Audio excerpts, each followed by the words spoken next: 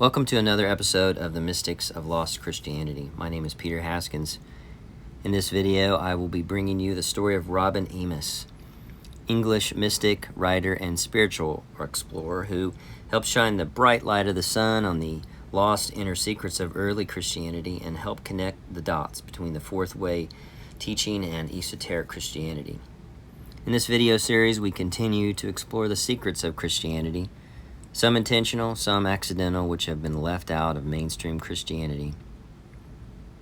The eccentric mystics who drift around coffee shops and seminary lecture halls and homeless shelters and occasionally dusty church pulpits have what are oftentimes described as strange and odd beliefs, practices, and personalities which just don't jive with mainline Christianity of America and Europe. Of these mystics, why are they so strange? And why are their views on the most basic theological points such as salvation, resurrection, and holiness so at odds with the mainstream? In this series, we search for an understanding about the nature of their experience with the holy and what led them into such deep and permanent experiences of the presence of God and the life beyond the world we experience on this earth, as well as why their views were ignored, suppressed, or marked as heretical. Let's begin with the state of Christianity in 2020. Christianity is near death as it escapes and sinks into the politics and sentimentalism of pop culture. It has long since been unwilling or unable to produce what would be defined as saints.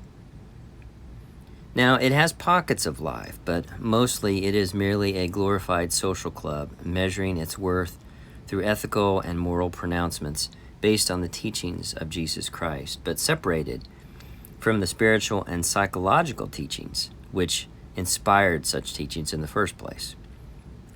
This is a tragic and sad reality of the unrealized potential, as the approximately 2 billion human beings who claim Christianity as their religion are cut off from the inner teachings of the religion they call their own.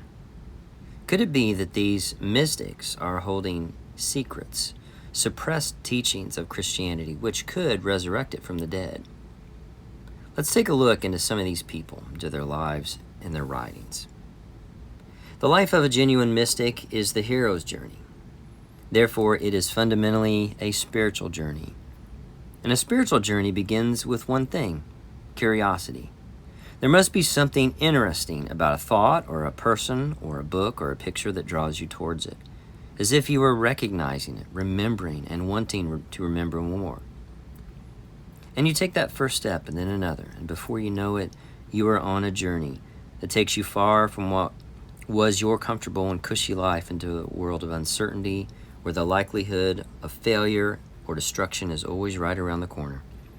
Questioning your beliefs because you sense there is more out of life than mere existence. This is a risk. You risk losing the stability that you have in exchange for the truth. I want to introduce you to such a hero, a nobleman by the name of Robin Amos. He died in England in 2014 at the age of 82. He was a genuine mystic who served and searched for a deeper experience of the holy, and in doing so discovered a secret to lost Christianity that has been hiding in plain sight for centuries.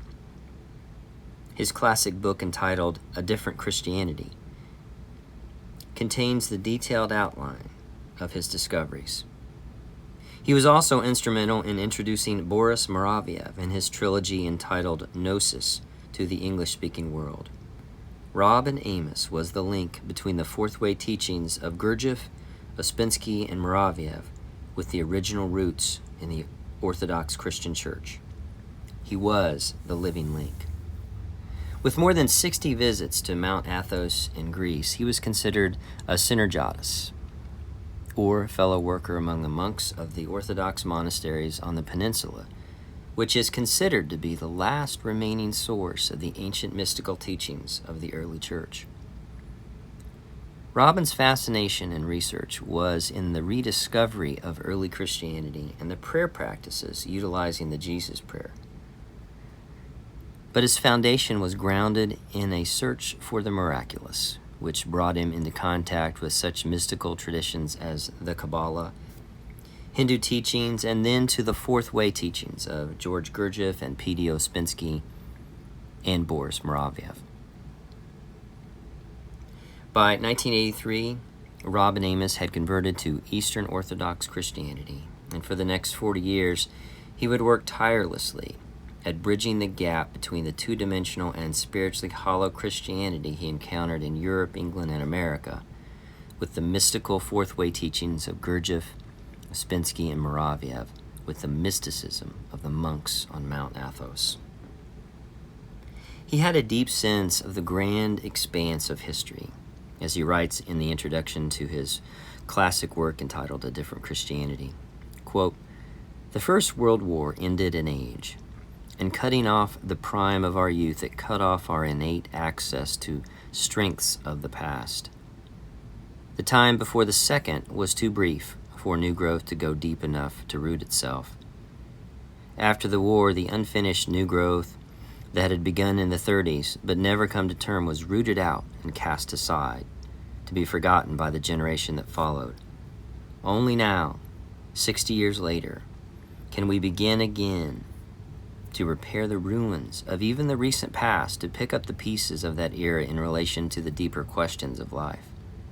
Only now can we say a prayer for those forgotten pathfinders of the 30s, and only now can we make yet another attempt to cultivate the soil of the human spirit, remembering that we are ourselves children of our century, so that in any such cultivation we must begin with ourselves."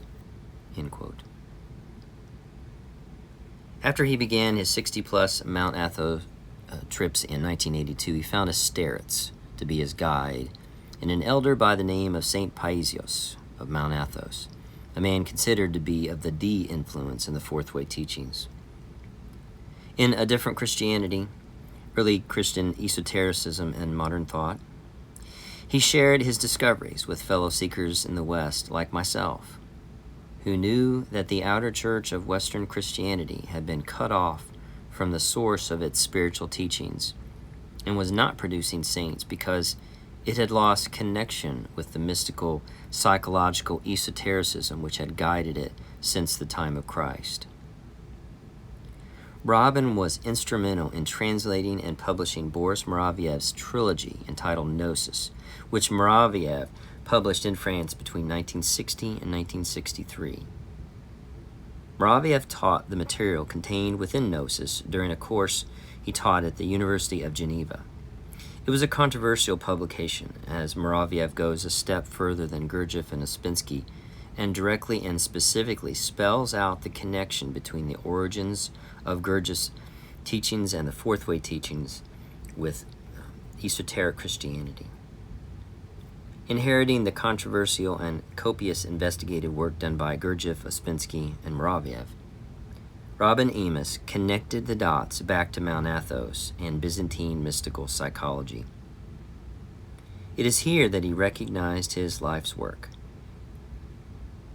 He worked tirelessly to bring to light the teachings that had been kept in the darkness since the Great Schism of 1054 AD, which caused the West to lose touch with the teachings that had nourished and sustained the church for over 1,000 years.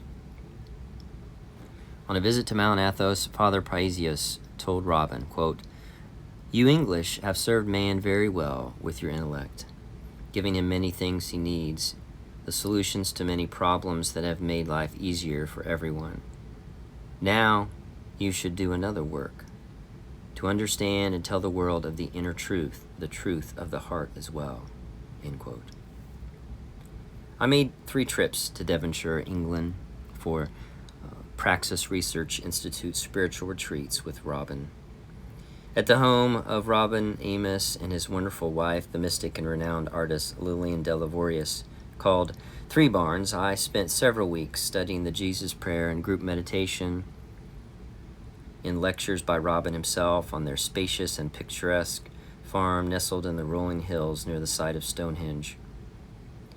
He taught of an inner stillness, what the Greeks call hesychasm, by the method of metanoia, which is the psychological method of turning your attention inward, to your thoughts, to the condition of your mind using the Jesus prayer, which is, Lord Jesus Christ, Son of God, have mercy on me, a sinner. He taught to use the Jesus prayer as a tool to begin to observe yourself. The teaching of metanoia is the true method of dealing with sin, which literally means missing the mark.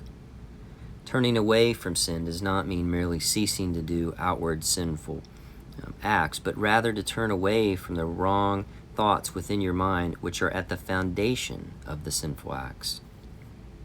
He taught that Christianity is not a religion of morality and ethics as Protestantism teaches. However, Christianity is primarily a religion of the mind. Therefore, it is about psychology.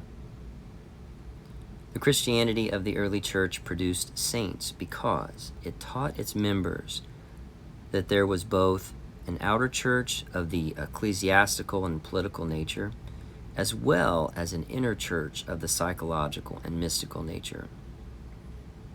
This inner church, or what Amos called Esotericism, is in line with Gurdjieff, Ouspensky, Mouravieff, and Charles Achanin, who discovered and sought to share it with the West. Robin Amos spent his life's work investigating this mystical school, which has been hidden from Western civilization. It was Robin's sincere belief that this missing piece of the puzzle is why Western civilization is so sensory-based in its theology, in its philosophy, and in its economy. Amos understood that this disconnection with its spiritual mystical source of strength is the driving force behind the environmental crisis that is leading today's world toward the brink of catastrophic changes. Amos believed that Christianity did indeed have a lost inner tradition, as did all the major religions of the world. He writes in A Different Christianity, quote, "Yet the Western churches either claim that there is no tradition of inner or esoteric knowledge, or reserve it to a clergy who themselves are not expected to give too much credence to it.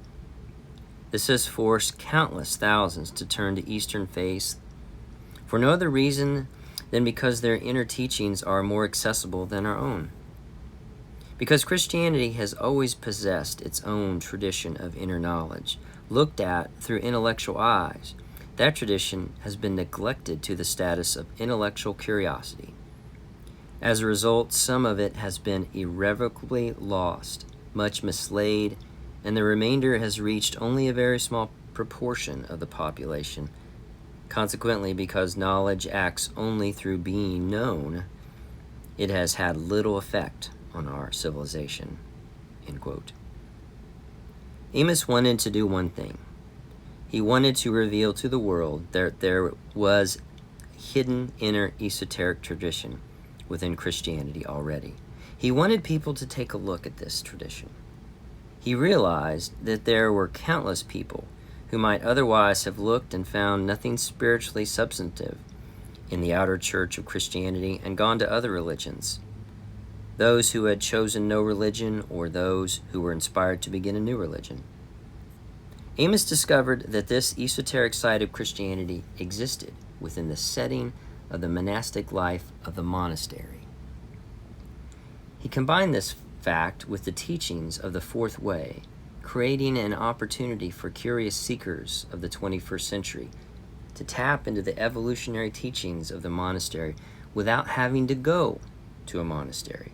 A seeker could maintain a normal social life with a job and family, all the while participating in the work at the same time. Amos wanted seekers in Western civilization to take a look at this hidden side of Christianity, one that was only known to the mystics and the saints of the church. Amos wanted to invite people to the inner church, where there was indeed a fourth way into this inner church. Robin Amos was literally a living signpost, pointing the way to a mystical experience of God. For Amos, this is the way Christianity is revived, renewed, and resurrected in order that it may survive the coming storms of the 21st century.